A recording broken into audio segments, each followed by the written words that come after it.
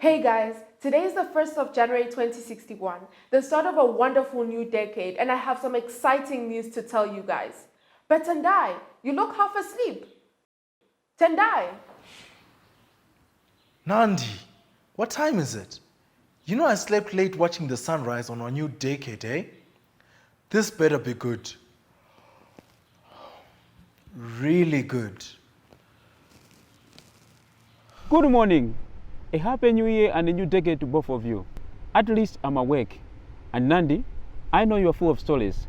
What is it now? I was looking through some old images of my grandmother Yande from the year 2021, and I found a really exciting journal that she wrote. Let me tell you guys what it contained.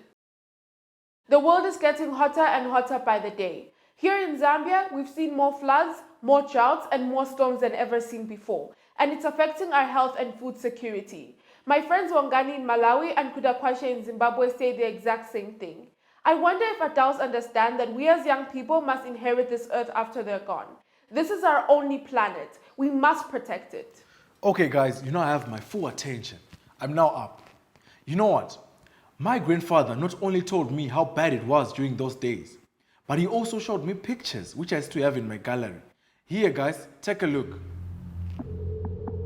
People were using coal and oil, and this led to a blanket of pollution around the earth.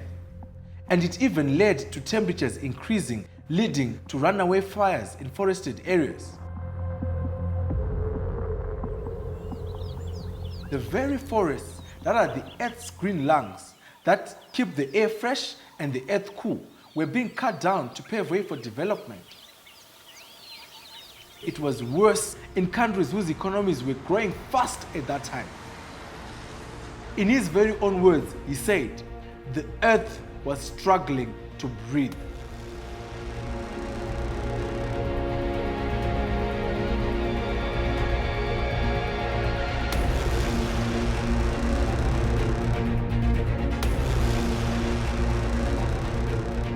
Oh my God. There's no way we can go back to that. Look around you. Our economies were small back then and did not play a big part in causing climate change. But from the stories my grandfather told me, they certainly felt its impact. Come on guys, let me show you some of the images I sourced for a school project showing the damage that global warming did to our countries. Signs of disaster have already begun to manifest in Manicaland provinces, particularly in Chipinge, as strong winds and heavy rains have been witnessed since Thursday evening. Due to the violent nature of the tropical cyclone Idai, panic and fear has already affected Chipinge residents as they fret for their safety and their homes. The rains haven't stopped since Thursday, and this has largely affected business in the central business district of Chipinge, as some shops have closed, while the few that are opened are struggling to avoid flowing waters from entering their shops. Unconfirmed reports saying some areas in upper and eastern Chipinge have been terribly affected, with homes destroyed and some de-roofed, and in some areas roads have been blocked.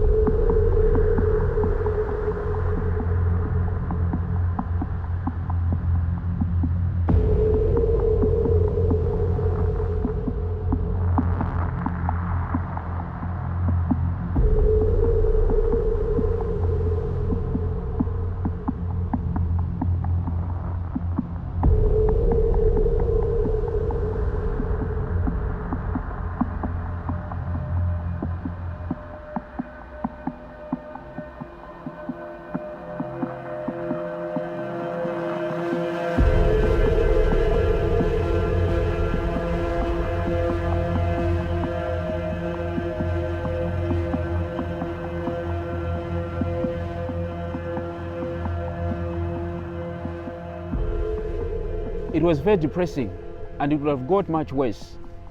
You know what, guys? I've had a crazy thought. People were treating the poor earth so badly, so maybe it was a good thing that the earth decided to punish these people with droughts, floods,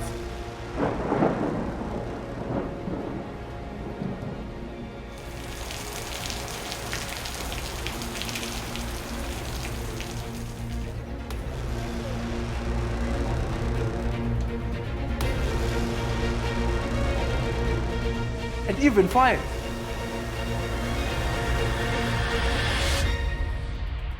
This is when people realized that they needed to stop. Remember, all countries had to sign an agreement and pledge to change. What was the agreement called again? The Paris Agreement. Exactly, that's it. You guys are definitely sharper than me this morning. So countries made a decision that they would not use oil, coal, and gas so that they would reduce greenhouse gases. And they did. So slowly global warming decreased. And look at us now.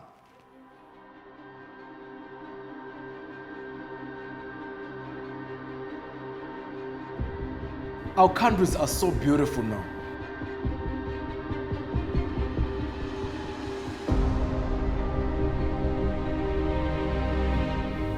Our streams, our lakes, our game reserves, and our animals, they are healthy.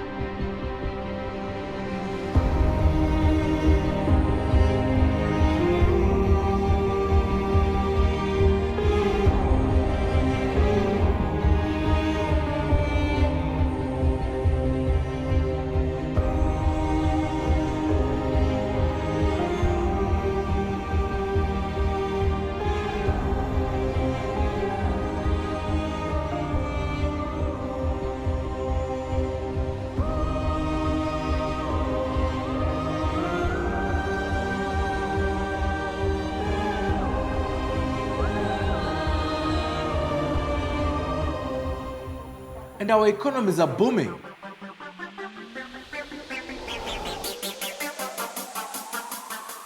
Just look at our farms, they're doing very, very well. We grow our food responsibly and our air is clean. Southern Africa is seen as a leading giant in using clean energy to power its growth and production. Of course, things are not that perfect. We do have our problems. And climate change has not gone away totally. But wow, just look at us now.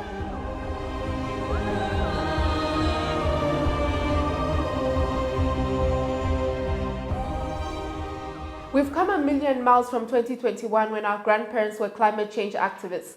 I would hate to think what the world would look like right now if back then countries across Southern Africa, countries across Africa, and countries across the world did not choose to act and protect the climate. I guess this is a call to action for us to keep on protecting our planet. Yes, and if we all do this, then we can go far. My grandmother always said that if we as young people come together and unite, we can make a visible difference in this world. Her favorite quote was, if you want to walk fast, then go alone. But if you want to walk far, then walk together. Let's plant more trees to reduce carbon dioxide in the atmosphere. Prepare us with clean sources of energy as a clean generation. Let's work together to mitigate and adapt the effects of climate change.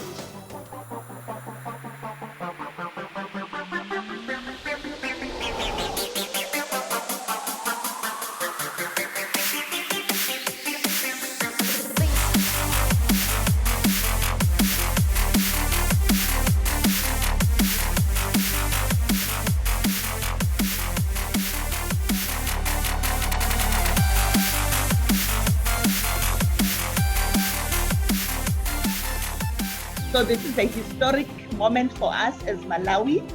We are so privileged and honored to have this kind of a dialogue. Students are encouraged to ask questions and research and present material on how climate change affects their lives. How serious is climate change in Switzerland? Experts say that there will be no more glacier in like 100 years, and that's a huge problem because there will be a lack of water, and without water we can't live, obviously. Not only does this give young people insight into the global impact of this issue, it also connects cultures and countries in finding practical solutions to this crisis. I, as a student, I have many ways how I can do in order to prevent these climate change issues. For example, I can plant trees, I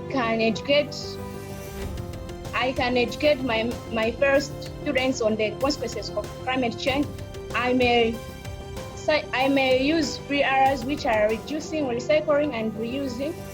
From these dialogues, students are empowered to design and run projects within their communities. I know they came here, with a certain amount of knowledge, but they are living here empowered.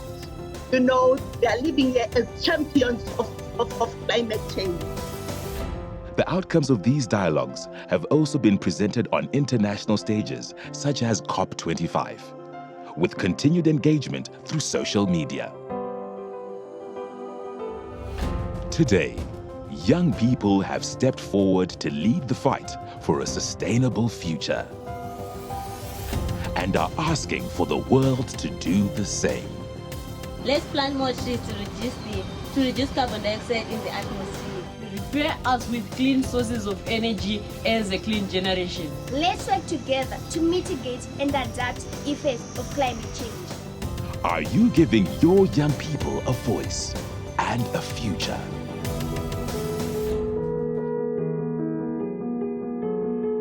Thanks to the thinking of their generation, we now live in a far better world than they did.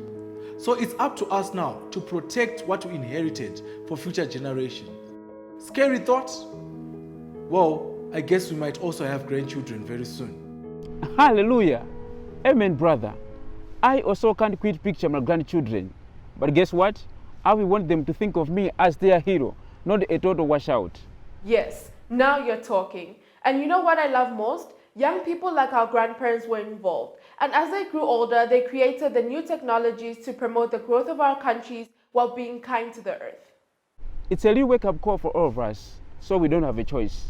A new decade, new commitment to continue their struggle. 100% agreed, guys. But can I first go back to sleep?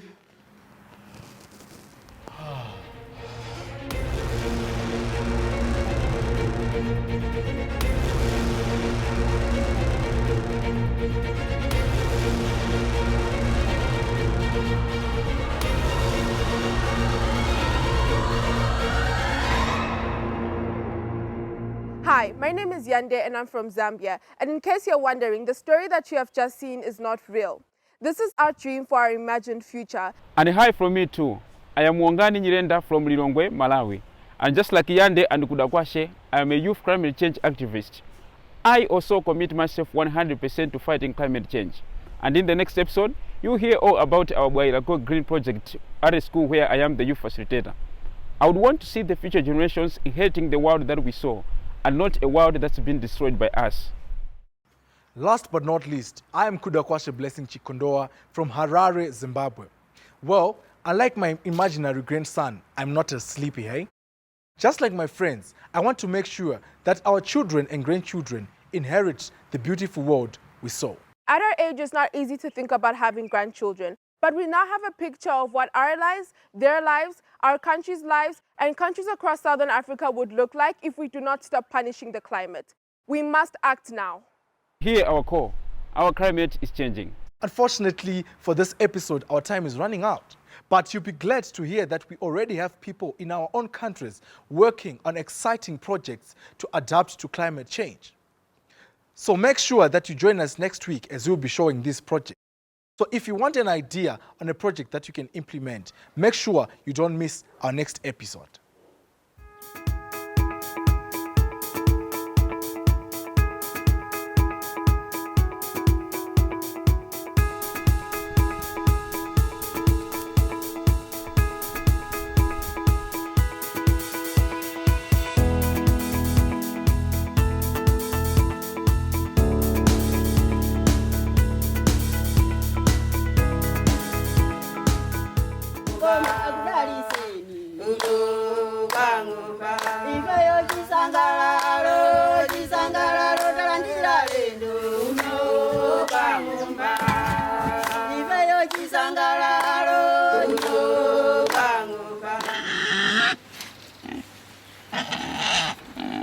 One of the major things for farmers in Zambia, they feel they can't advance because they don't have access to enough fertilizers, which is the farming they know.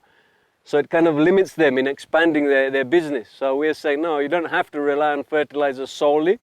You can also do natural farming with legumes, animal manures, and get very high yields. You can see behind me how the crops are looking, even though they haven't had any chemicals at all, any fertilizer, any sprays for pests of any kind, but still we're going to harvest very good crops.